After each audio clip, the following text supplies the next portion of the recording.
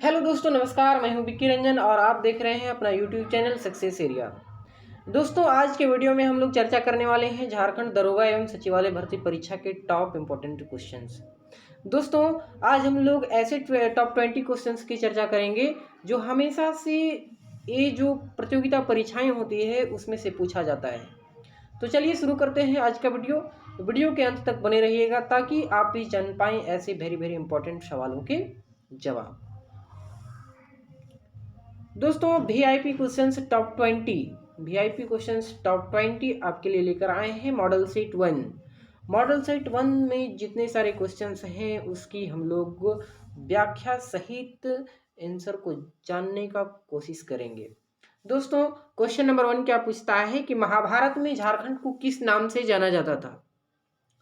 महाभारत में झारखंड को किस नाम से जाना जाता था? नाग देश, गंधर्व देश, पुंडरिक देश और मत्स्य देश। दोस्तों, इस वीडियो के साथ साथ में अगर आप आंसर जानते हैं तो आपको बताते भी चलना है, और अगर नहीं जानते हैं तो ध्यानपूर्वक वीडियो को देखिए और आंसर को जानते जाना है। दोस्तों, क्या पूछा जा रहा है कि महाभारत में झारखंड को किस नाम से जाना जाता था? नाग देश, गंधर्व देश, पुंडरिक देश या मत्स्य देश। तो आपको बता दूं कि जो महाभारत है उसमें इस झारखंड जो प्रदेश है उसको पुंडरिक देश के नाम से जाना जाता है। किसके नाम से जाना जाता है दोस्तों? पुंडरिक देश के नाम से जाना जाता है। और आपको बता दूं कि झारखंड का अलग अलग क्षेत्रों में अलग अलग नाम से जाना जाता है, जैसे ऐतरेय ब्राह्मण। 2-3 सवाल पूछे जाते हैं।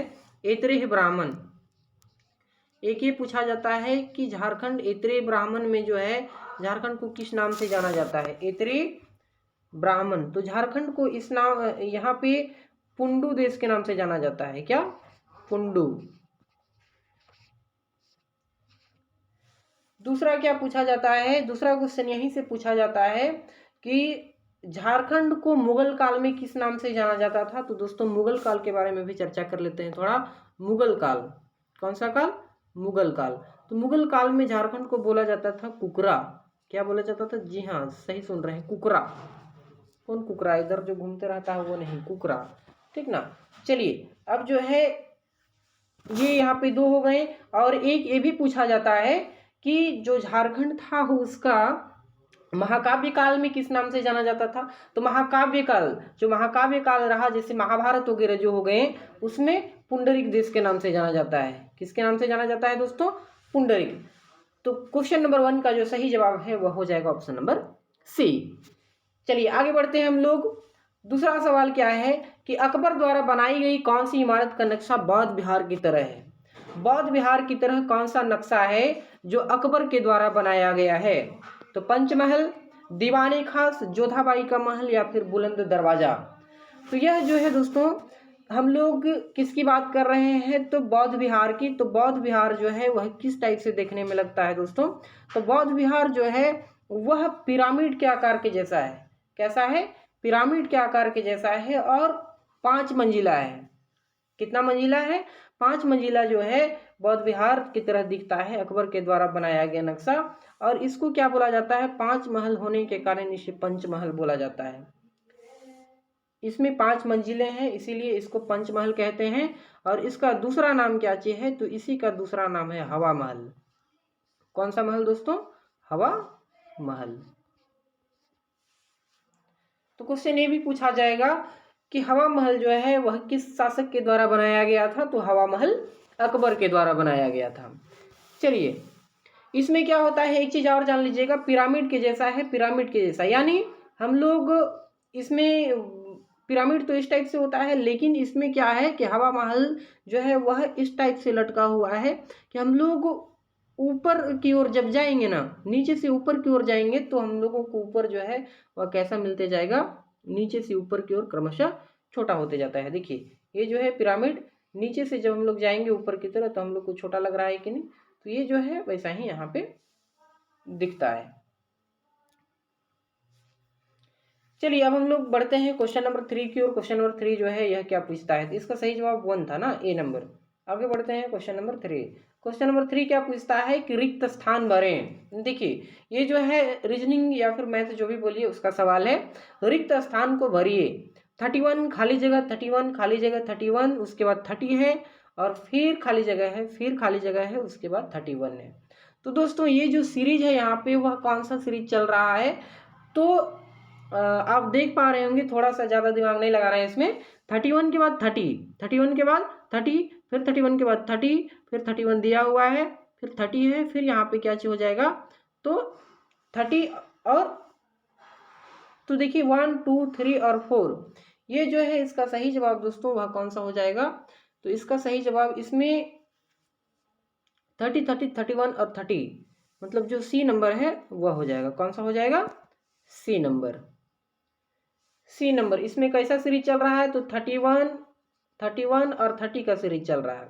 31 30 31, उसके बाद फिर 30, फिर से शुरू हुआ 30 31 30 31। चलिए आगे हम लोग बढ़ते हैं क्वेश्चन नंबर 4 की ओर। क्वेश्चन नंबर 4 जो है वह क्या पूछता है, पूछता है कि ए बी का भाई है। क्वेश्चन बढ़िया से सुनिएगा, ए बी का भाई है। ए जो है किसका भाई है, बी का भाई है। बी सी का भाई है। ये जो है वह बी का भाई है। थोड़ा सा कलर चेंज कर लेते हैं यहाँ पे हम लोग। चलिए अब बढ़ते हैं आगे। क्वेश्चन पढ़िए कि ए बी का भाई है, बी सी का भाई है, यानी ए बी और सी जो है आपस में क्या है, भाई है। यहाँ से तो यही मिला, ये जो लाइन है इससे हम लोगों को क्या समझ में आया कि ए बी का भाई है। ए किसका भाई है, बी का भाई है, और बी किसका भाई है, सी का भाई है, यानी ये तीनों जो है आपस में क्या है, भाई हैं। उसके बाद आगे बढ़ते हैं, सी डी का पति है। सी जो है वह किसका पति है, डी का पति है। सी जो है वह डी का पति है, यानी डी जो है वह क्या है, पत्नी है। डी क्या है, पत्नी है। किसकी पत्नी है, सी की पत्नी है। अब पूछता है सवाल यहाँ पे, ई ए का पिता है। ई जो है वह किसका पिता है, ए का पिता है। ई जो है पिता है ए का, किसका है, ए का, यानी ये तीनों का पिता होगा, तीनों तो आपस में भाई हैं। ई जो है पिता हो गया।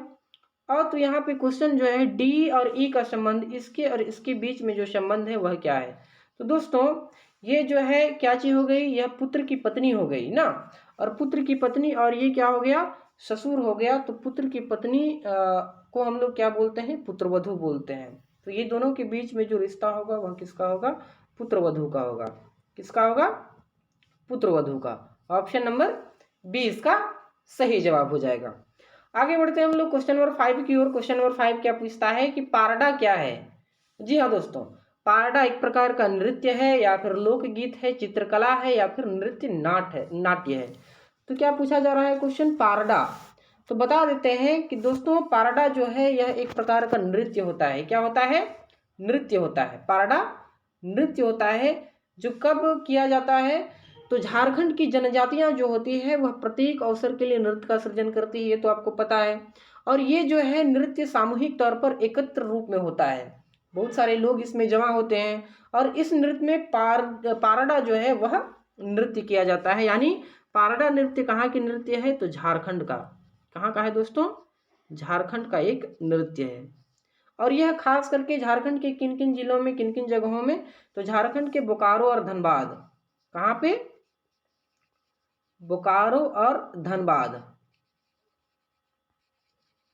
बोकारो और धनबाद में जो है यह नृत्य किया जाता है, पारडा।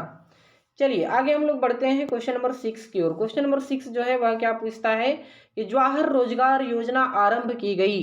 जवाहर रोजगार योजना आरंभ कब की गई, तो दोस्तों यहाँ पे ऑप्शन है, छठी पंचवर्षीय योजना में, सातवीं पंचवर्षीय योजना में, आठवीं पंचवर्षीय योजना में, कि उपर्युक्त में से कोई नहीं। तो यहाँ पे राष्ट्रीय ग्रामीण विकास कार्यक्रम जो है, जवाहर रोजगार योजना, उसमें कब आरंभ किया गया, तो पंचवर्षीय योजना में ही आरंभ किया गया। और इसका सही जवाब किसमें हो जाएगा, सातवीं पंचवर्षीय योजना में। किसमें किया गया, सातवीं पंचवर्षीय योजना में।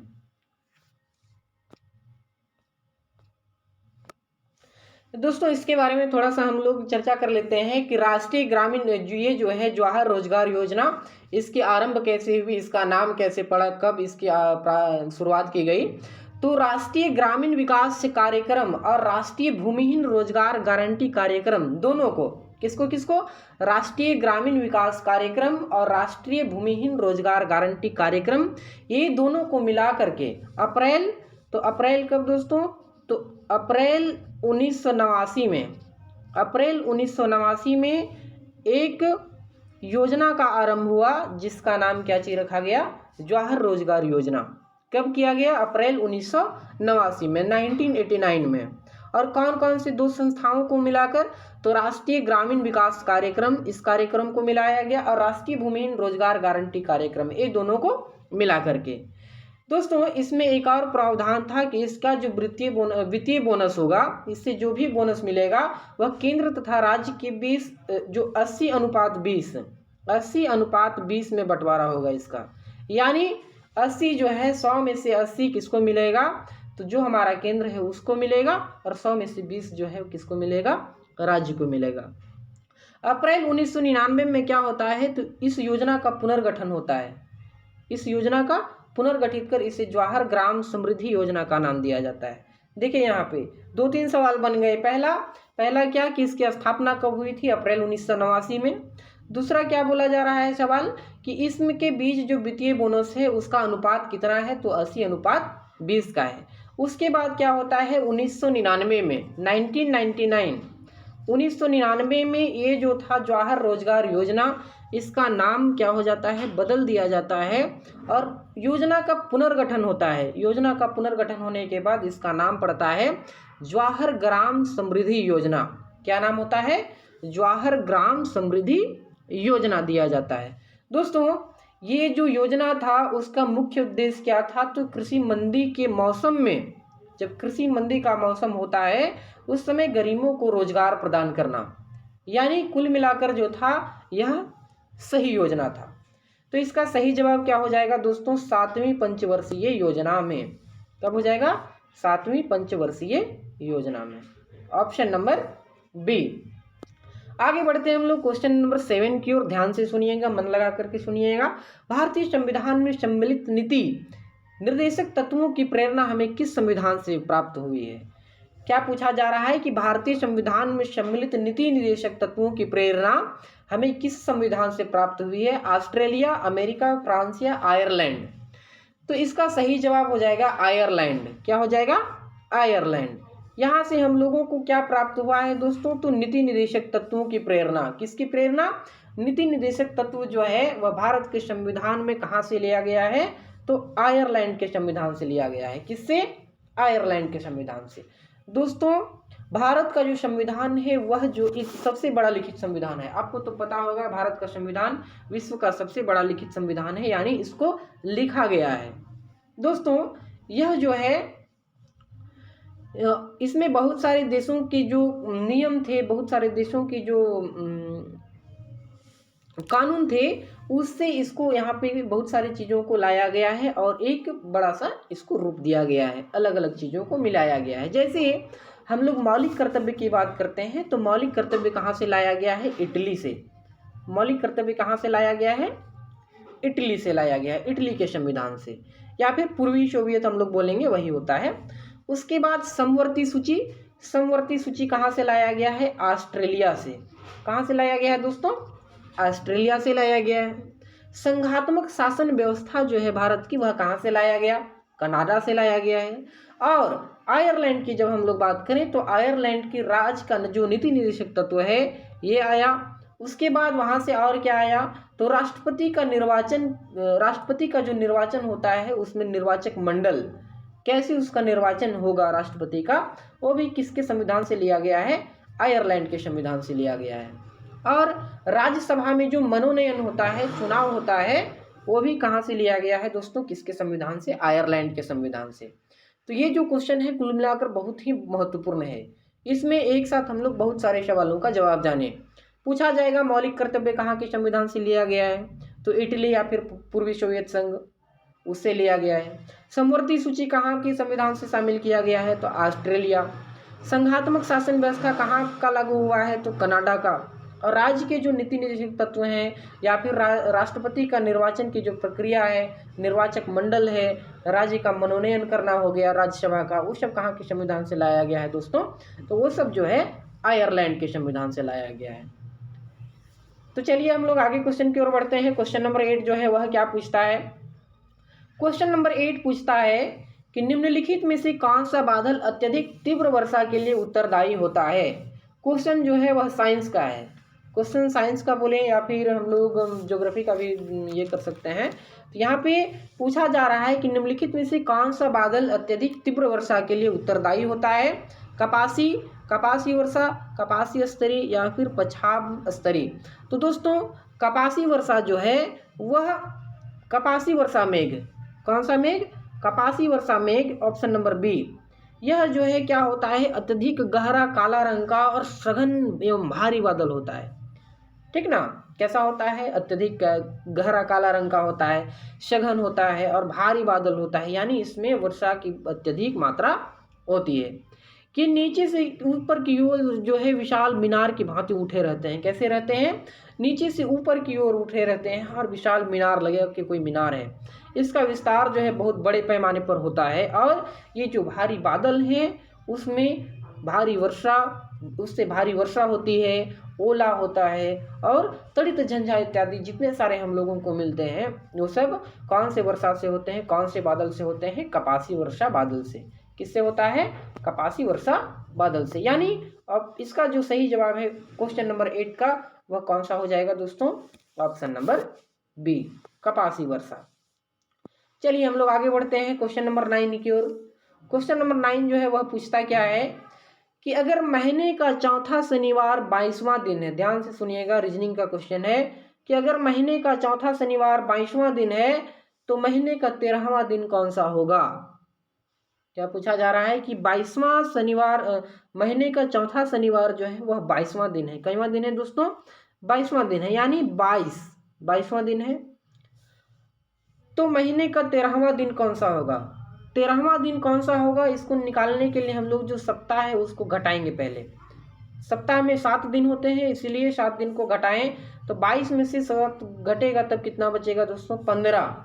यानी जो हमारा 15वां दिन है वह भी क्या निकलेगा, शनिवार निकलेगा, सप्ताह निकलेगा नहीं, 15वां दिन भी क्या निकलेगा, शनिवार निकलेगा। तो शनिवार से 2 दिन पीछे हम लोगों को जाना है, 13वां दिन जाना है। तो शनिवार से 2 दिन पीछे कौन सा दिन होता है, तो बृहस्पतिवार होता है। 2 दिन पीछे कौन सा दिन होता है, बृहस्पतिवार होता है। यानी इसका सही जवाब कौन हो जाएगा, ऑप्शन नंबर सी हो जाएगा। आगे बढ़ते हैं हम लोग क्वेश्चन नंबर 10 की ओर। क्वेश्चन नंबर 10 जो है वह क्या पूछता है, देवघर स्थित प्रसिद्ध शिव मंदिर का निर्माण किस शासक द्वारा करवाया गया था। जी हाँ, आप लोग जो है इस क्वेश्चन को हजारों बार देखे होंगे और हजारों बार सुने होंगे कि देवघर में जो स्थित प्रसिद्ध शिव मंदिर है वह किस शासक के द्वारा उसका निर्माण करवाया गया था। तो दोस्तों इसमें ऑप्शन है राजा फनी मुकुटराय, पूरनमल, शिव बालक या फिर रुद्र प्रताप। तो इसका जो सही जवाब है वह हो जाएगा पूरनमल।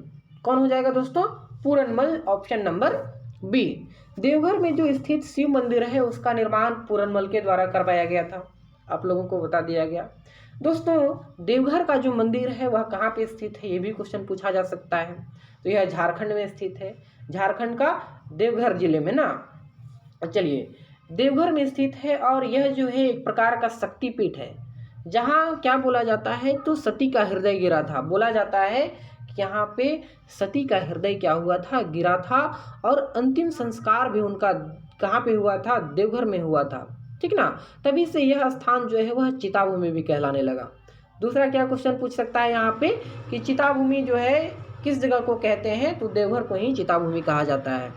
दोस्तों पौराणिक दृष्टि से भी ये जो है बहुत ही महत्वपूर्ण स्थान रखता है। क्यों रखता है, क्योंकि हम लोग जानते हैं कि जितने सारे ज्योतिर्लिंग हैं उसमें से 9वां ज्योतिर्लिंग के रूप में रामेश्वरम बैद्यनाथ पर जो है लोग जल का अर्पण करते हैं और मोक्ष की कामना करते हैं। किसके रूप में, तो 9वें ज्योतिर्लिंग के, किसके रूप में, 9वें ज्योतिर्लिंग के रूप में।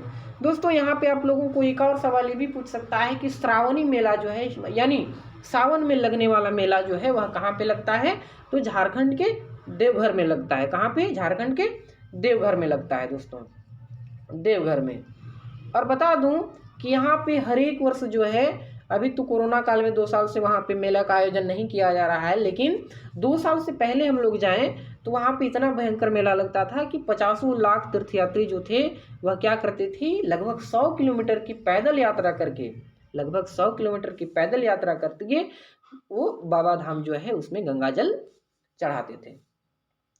चलिए आगे हम लोग बढ़ते हैं क्वेश्चन नंबर 11 की ओर। क्वेश्चन नंबर 11 क्या पूछता है कि संविधान सभा का संवैधानिक सलाहकार किसे नियुक्त किया गया था? संविधान सभा का संवैधानिक सलाहकार किसे नियुक्त किया गया था? Doctor B R. Ambedkar, K T. Shah, doctor B N. Rau या फिर ए के अय्यर ना, यहाँ पे एक छुटा हुआ है, ए के अय्यर होगा, ए के अय्यर। तो दोस्तों इसका सही जवाब क्या हो जाएगा? Doctor B N. राव। कौन सा हो जाएगा? Doctor B N. राव। दोस्तों डॉक्टर बी.एन. राव को जो समितियां थी और उप समितियां तथा संविधान सभा का जो सहायक था, संविधान सभा जो था वह इनको सहायता हेतु क्या चीज चुना था? संवैधानिक सलाहकार नियुक्त किया था। दोस्तों इनके बारे में और थोड़ा सा बता दें कि डॉक्टर बी.एन. राव जो हैं वह उनका संविधान का जो निर्माण हो रहा था उसमें प्रारूप का निर्धारण कैसे होगा उसमें इनका महत्वपूर्ण भूमिका भी रहा है। और संवैधानिक सलाहकार जो है वह किनको चुना गया है? तो डॉक्टर बी.एन. राव को चुना गया है। आगे हम लोग बढ़ते हैं क्वेश्चन नंबर 12 की ओर। क्वेश्चन नंबर 12 जो है वह क्या बोलता है? फूलों के अध्ययन को कहते हैं, फूलों के अध्ययन को क्या कहा जाता है? फिनोलॉजी, इन्फोलॉजी, एग्रोस्टोलॉजी या फिर पेलिनोलॉजी।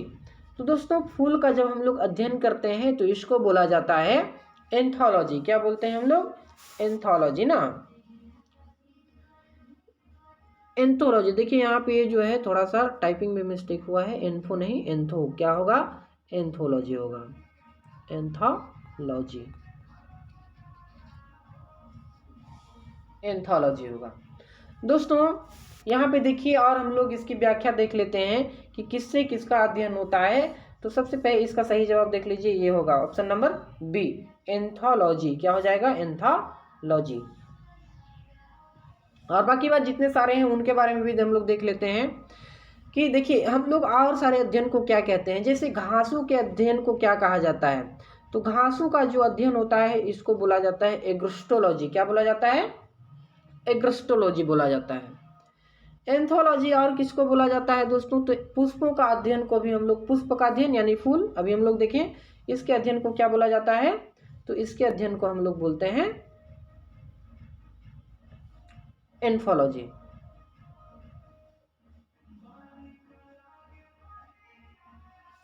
उसके बाद क्या है? आगे है पेलिनोलॉजी। किसको बोलते हैं? तो परागकणों का जब अध्ययन हम लोग करते हैं, पुष्प में परागकण होते हैं और उसके अध्ययन को हम लोग कहते हैं पेलिनोलॉजी।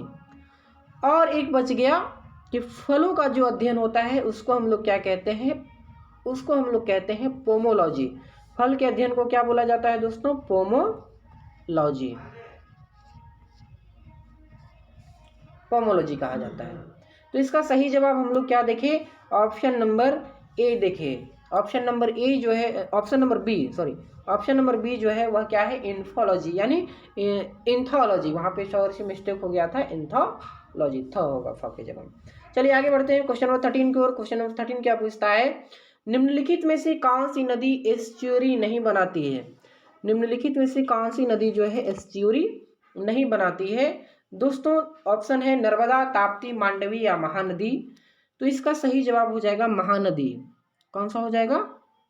महानदी। महानदी जो है वह क्या बना, एस्चुअरी नहीं बनाती है। नर्मदा, ताप्ती और मांडवी ये जो नदियां हैं, तीनों नदियां यह डेल्टा का निर्माण करती है, यानी डेल्टा की जगह एस्चुअरी बनाती है, एस्चुअरी का निर्माण करती है। सॉरी, ये तीनों जो है वह किसकी निर्माण करती है? एस्चुअरी की, नर्मदा, ताप्ती और मांडवी। उसके बाद महानदी जो है यह एस्चुअरी नहीं बनाती है। क्वेश्चन यही पूछ रहा था, एस्चुअरी नहीं कौन बनाती है? महानदी द्वारा डेल्टा का निर्माण किया गया, ये तो पता है सबको। ये जो महानदी है वह क्या बनाती है दोस्तों? एस्चुअरी नहीं बनाती है, यह क्या बनाती है? डेल्टा। क्या बनाती है? डेल्टा का निर्माण करती है। कौन? महानदी। पूछा जाएगा कि एस्चुअरी जो है वह कौन कौन नदियां निर्माण करती है? नर्मदा, ताप्ती, मांडवी। महानदी के द्वारा क्या बनाया जाता है? कौन सी आकृति? डेल्टा का निर्माण किया जाता है। दोस्तों ये जो महानदी है उसके बारे में थोड़ा सा और बता दें कि महानदी जो है वह छत्तीसगढ़ के अमरकंटक नामक स्थान से निकलती है। कहाँ से निकलती है? छत्तीसगढ़ के अमरकंटक। याद रखिएगा, छत्तीसगढ़ के अमरकंटक नामक स्थान से निकल करके कहाँ जाती है दोस्तों, तो 890 किलोमीटर की दूरी तय करती है। कितनी किलोमीटर की, 890 किलोमीटर की दूरी तय करके उड़ीसा राज्य का पश्चिम बंगाल की जो खाड़ी है उसमें गिरती है। उड़ीसा राज्य जो पश्चिम बंगाल है उसमें गिर जाती है, उड़ीसा राज्य होते हुए। चलिए, ये तो था 13 नंबर क्वेश्चन। आगे हम लोग बढ़ते हैं 14 नंबर क्वेश्चन की ओर। 14 नंबर क्या पूछता है कि निम्नलिखित में से कौन सा सही मेल नहीं है, कौन सा सही मेल नहीं है। महुआटांड़ अभ्यारण्य पलामू, तोपचांची अभ्यारण्य धनबाद, उधवा पक्षी विहार कोडरमा और लावालंग अभ्यारण्य चतरा। कौन सा सही मेल नहीं है, तो इसका सही जवाब हो जाएगा दोस्तों कौन सा होगा, तो उधवा पक्षी विहार। कौन सा हो जाएगा, ऑप्शन नंबर सी, उधवा पक्षी विहार। क्यों सही नहीं होगा, क्योंकि दोस्तों उधवा पक्षी विहार जो है वह कहाँ पे है, साहेबगंज में है। कहाँ पे है, साहेबगंज में। महुआटांड़ तो पता है पलामू में है, तोपचांची धनबाद में है, और उधवा कहाँ पे हो जाएगा, तो उधवा जो है वह साहेबगंज हो जाएगा, कोडरमा नहीं होगा। कौन सा हो जाएगा दोस्तों, साहेबगंज। ये भी क्वेश्चन पूछ सकता है कि उधवा पक्षी विहार कहाँ पे स्थित है, साहेबगंज। कहाँ पे है, साहेबगंज में। चलिए, लावालंग अभ्यारण्य कहाँ पे है, तो चतरा में लावालंग अभ्यारण्य है। आगे बढ़ते हैं हम लोग क्वेश्चन नंबर 15 की ओर। किसकी ओर, 15 की ओर। 15 क्या पूछता है, नायक समिति का संबंध है। नायक समिति, नाम अगर नहीं सुने हैं तो सुन लीजिए। नायक समिति जो है वह किससे संबंध रखती है, कुटीर उद्योग से, लघु उद्योग से, भारी उद्योग से, या फिर उपर्युक्त में से सभी, उपर्युक्त सभी से रखती है। तो देखिए क्वेश्चन जो है वह क्या पूछ रहा है, नायक समिति के बारे में पूछ रहा है। तो दोस्तों नायक समिति जो है वह लघु उद्योग से ताल्लुक रखती है। किससे, लघु उद्योग से। ऑप्शन नंबर जो हमारा बी है वह हो जाएगा सही आंसर। इसमें बहुत सारी समितियों के बारे में हम लोग थोड़ा सा देख लेते हैं कि कौन कौन सा समिति कौन कौन सी चीज़ों का ख्याल रखती है, किससे संबंधित है। तो पहला है भगवती समिति। भगवती याद रखिएगा, भगवती लिखते जाइएगा। भगवती समिति जो है दोस्तों, वो भगवती समिति किससे संबंधित रखती है, तो भगवती का संबंध है बेरोजगारी से। किससे है, बेरोजगारी से है। उसके बाद महालनोबिस समिति जो है, महालनोबिस समिति वह राष्ट्रीय आय से ताल्लुक रखती है। नायक समिति के बारे में बता दिया गया कि लघु उद्योग से रखती है ताल्लुक। और मल्होत्रा समिति जो है वह बीमा क्षेत्र में सुधार कैसे हो इसका संबंध रखती है, इसका ख्याल रखती है। चलिए, इसका सही जवाब हो जाएगा ऑप्शन नंबर बी। आगे बढ़ते हैं हम लोग क्वेश्चन नंबर 16 की ओर। क्वेश्चन नंबर 16 क्या पूछता है कि ब्रह्मपुत्र नदी तिब्बत में किस नाम से जानी जाती है। ब्रह्मपुत्र नदी जो है उसका तिब्बत में नाम क्या है, कहाँ पे, तिब्बत में नाम क्या है, पद्मा, चकमुदुग, हिमजूग या सागपो। तो दोस्तों किसके बारे में पूछा जा रहा है, ब्रह्मपुत्र नदी के बारे में पूछा जा रहा है। और इसको तिब्बत में किस नाम से जाना जाता है, शांगपो के नाम से जाना जाता है। किसके नाम से, शांगपो। हम लोग क्या बोलते हैं, शाम्पो भी बोला जाता है कहीं कहीं के, कहीं कहीं पे, तो शाम्पो भी या फिर शांगपो, ठीक ना, शाम्पो। और असम में क्या, असम जो है उसमें क्या बोला जाता है, दिहांग। असम के पास जो है इसको किस नाम से जाना जाता है, दिहांग। याद रखिएगा, असम के पास इसको क्या बोला जाता है, दिहांग। कौन सा नदी बोला जाता है, कौन सा नदी बोलता है इसको, ब्रह्मपुत्र को दिहांग। तिब्बत में क्या बोला जाता है, तो शाम्पो। क्या बोला जाता है, शाम्पो। दोस्तों इनके बारे में थोड़ा सा बताते हैं कि यह जो ब्रह्मपुत्र नदी है वह कहाँ से निकलती है। क्वेश्चन ये भी पूछ सकता है कि ब्रह्मपुत्र नदी कहाँ से निकलती है। तो दोस्तों यह मानसरोवर झील से निकलती है और 80 किलोमीटर की दूरी तय करती है। कहाँ पे निकलती है, मानसरोवर से। कहाँ से, मानसरोवर। कहाँ से, मानसरोवर झील से निकलती है और 80 किलोमीटर की दूरी तय करके पहुँचती कहाँ है, तो वह बंगाल की खाड़ी में गिर जाती है। कहाँ पे, बंगाल की खाड़ी में। दोस्तों ये जो है थोड़ा सा यहाँ पे देखिएगा, तिब्बत से मानसरोवर झील की जो दूरी है वह था 80 किलोमीटर। तो तिब्बत से दूरी है 80 किलोमीटर मानसरोवर झील का, तो वहाँ से निकलती है। सीधा जवाब पूछेगा कि ब्रह्मपुत्र नदी कहाँ से निकलती है, तो तिब्बत के मानसरोवर झील से निकलती है। तिब्बत से मानसरोवर की दूरी कितनी है, 80 किलोमीटर है, ठीक ना। और यह जो है कहाँ पे गिरती है ब्रह्मपुत्र नदी, तो बंगाल की खाड़ी में गिरती है। चलिए 3-4 सवाल हो गए, आगे बढ़ते हैं हम लोग। दोस्तों यह जो है मेरे चैनल का लोगो है और यह चैनल का नाम है सक्सेस एरिया। आप यूट्यूब पे जाके सर्च कर सकते हैं और पढ़ाई की दुनिया में आप भी शामिल हो सकते हैं। क्वेश्चन नंबर 17 क्या पूछता है कि साइंस का क्वेश्चन है कि रुधिर के प्लाज्मा में निम्नलिखित में से किसके द्वारा एंटीबॉडी निर्मित होती है। रुधिर के प्लाज्मा में रुधिर कितने प्रकार का, तो उसमें हम लोग पढ़े हैं पहला RBC red blood cells RBC, WBC, plasma और प्लेटेलेट्स। 4 प्रकार का, कितना प्रकार का, 4 प्रकार का। तो पूछा जा रहा है कि रुधिर में जो प्लाज्मा होता है, किसकी बात की जा रही है, प्लाज्मा होता है, वह एंटीबॉडी का निर्माण करता है। किसका निर्माण करता है, एंटीबॉडी का निर्माण करता है। तो किसके द्वारा, मोनोसाइट, लिम्फोसाइट, इओसिनोफिल या फिर न्यूट्रोफिल, किसके द्वारा करता है दोस्तों, तो लिम्फोसाइट के द्वारा करता है। किससे, लिम्फोसाइट। इसका सही जवाब क्या हो जाएगा, ऑप्शन नंबर बी हो जाएगा, लिम्फोसाइट। दोस्तों ये रुधिर में जो प्लाज्मा है वह लिम्फोसाइट के द्वारा एंटीबॉडीज का निर्माण करती है। ये तो देख लिया आपने। ये जो है कैसा होता है, तो छोटे श्वेत रुधिकाणु होते हैं, छोटे श्वेत कोशिकाएं होती है, आरबीसी होती है, और इसकी संख्या जो है वह कितनी होती है, तो कुल संख्या का 20 से 40% होता है। जितने सारे रुधिकाणु होते हैं उसका 20 से 40% होता है, लेकिन इसकी संख्या जो है कभी कभी बढ़ भी जाती है। ये जो है वह किससे अपनी प्रतिरक्षा का निर्माण करता है, तो विशेष प्रोटीन से, ठीक ना, किससे, विशेष प्रोटीन या फिर एंटीबॉडीज बना लेता है, जिसको हम लोग क्या बोलते हैं, तो एंटीबॉडीज का निर्माण जो है किसके द्वारा होता है दोस्तों, लिम्फोसाइट के द्वारा होता है। चलिए आगे हम लोग देखते हैं, आगे कौन सा है, तो भारत के राष्ट्रपति अपना त्यागपत्र किसको संबोधित करके देते हैं। हमारे देश में ऐसा ही संविधान है कि भारत का राष्ट्रपति जो है वह अपना त्यागपत्र दे सकता है, लेकिन वह किसको संबोधित करके देता है, अपना वो जो कार्यभार है वह किसको दे देता है, लोकसभा स्पीकर, उपराष्ट्रपति, प्रधानमंत्री या फिर सर्वोच्च न्यायालय के मुख्य न्यायाधीश। तो दोस्तों ये जो क्वेश्चन है उसका सही जवाब जल्दी से बताइए, आप लोग कमेंट कीजिए और कमेंट में बताइए। दोस्तों मैं बता दूं कि भारत अनुच्छेद 56 के अनुसार, कितना के अनुसार, अनुच्छेद 56 के अनुसार हमारा भारत का जो संविधान है उसमें अनुच्छेद 56, अनुच्छेद यानी टॉपिक 56 में यह बताया गया है कि राष्ट्रपति अपना पद ग्रहण करने की तारीख से 5 वर्ष की अवधि तक पद धारण करेगा। क्या बताया गया है कि राष्ट्रपति जब से अपना पद ग्रहण करता है उससे 5 साल तक वह क्या करेगा, पद धारण कर सकता है, परंतु वह उपराष्ट्रपति को संबोधित करते हुए अपना हस्ताक्षर सहित लेख द्वारा अपना पद का त्याग कर सकता है। वह अगर मान के चले कि कोई ऐसी स्थिति आ जाए कि उनको पद का त्याग करना पड़े, तब वह किसको कार्यभार देंगे, तो हस्ताक्षर सहित अपने पेपर पे साइन करेंगे और उपराष्ट्रपति को संबोधित करके अपना कार्यभार जो है वह किसको सौंपेंगे, उपराष्ट्रपति को सौंपेंगे।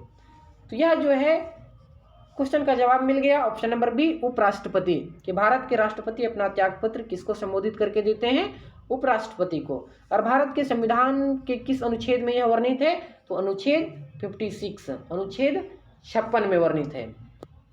आगे बढ़ते हैं हम लोग क्वेश्चन नंबर 19 की ओर। क्वेश्चन नंबर 19 क्या पूछता है कि निम्नलिखित में से कौन सी शीत धारा है, कौन सी शीत धारा है, वेनेजुएला, क्रोएशिया, गल्फ स्ट्रीम या ब्राजील। देखिए दोस्तों इसमें हम लोग देखते हैं ऑप्शन में क्या चीज़ दिया हुआ है, तो वेनेजुएला, क्रोएशिया, गल्फ स्ट्रीम और ब्राजील।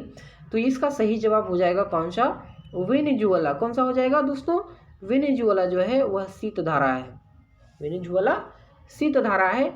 बाकी ये तीनों जो है वह गर्म धारा है, तीनों कैसा है, गर्म धारा है।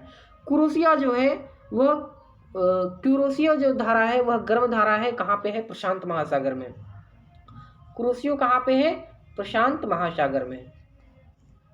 उसके बाद जो हम लोग दूसरा देख रहे हैं गल्फ स्ट्रीम, वह गल्फ स्ट्रीम जो है वह कहाँ पे है, ये भी एक प्रकार का गर्म धारा है और अटलांटिक में है। कहाँ पे है, अटलांटिक में, अटलांटिक में है। उसके बाद है ब्राज़ील धारा, तो ब्राज़ील धारा जो है वह भी गर्म धारा है और ये भी कहाँ पे है, तो अटलांटिक में है। ब्राज़ील और गल्फ स्ट्रीम ये दोनों अटलांटिक में है।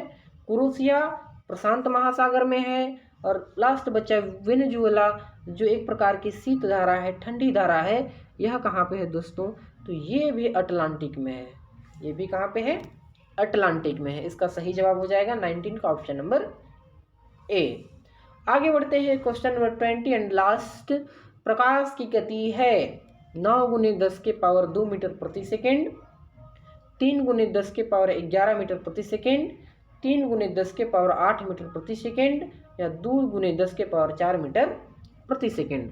तो दोस्तों इसका सही जवाब आप लोगों को पता ही होगा कि प्रकाश की गति जो है, प्रकाश की चाल जो है निर्वात में कितनी है। जी हाँ दोस्तों, किसमें, निर्वात में। क्वेश्चन ये भी पूछ सकता है कि निर्वात में प्रकाश की चाल कितनी है, तो 3 गुने 10 के पावर 8 मीटर प्रति सेकेंड। दोस्तों ये जो है किसने सबसे पहले ये ज्ञात किया था, तो आइंस्टीन बताए थे। आइंस्टीन ने सर्वप्रथम यह बताया था कि द्रव को ऊर्जा में परिवर्तित किया जा सकता है, द्रव से हम लोग ऊर्जा बना सकते हैं। और इसी आधार पे प्रकाश का वेग जो है वह निकाला गया। तो प्रकाश का वेग निर्वात में कितना है, 3 गुने 10 के पावर 8 मीटर प्रति सेकेंड। दोस्तों यहाँ पे एक क्वेश्चन ये भी पूछ सकता है कि सूर्य के प्रकाश को पृथ्वी तक पहुंचने में कितना समय लगता है। तो दोस्तों मैं आपको बता दूं कि सूर्य के प्रकाश को पृथ्वी तक पहुंचने में 8 मिनट कितना समय लगता है, 8 मिनट 11 सेकेंड का समय लगता है, 8 मिनट 11 सेकेंड का। दोस्तों थैंक्स फॉर वॉचिंग। अगर वीडियो पसंद आया होगा तो प्लीज़ मेरे चैनल को लाइक और सब्सक्राइब जरूर कीजिएगा। मिलते हैं अगले क्लास में। चैनल को सब्सक्राइब करने के लिए YouTube का जो सर्च बटन है उस पर जाके सर्च कीजिए सक्सेस एरिया, आपको मेरे चैनल का लोगो आ जाएगा, उसको सब्सक्राइब कीजिए। बहुत बहुत धन्यवाद दोस्तों, मिलते हैं अगली क्लास में फिर टॉप 20 क्वेश्चंस के साथ। जय हिंद।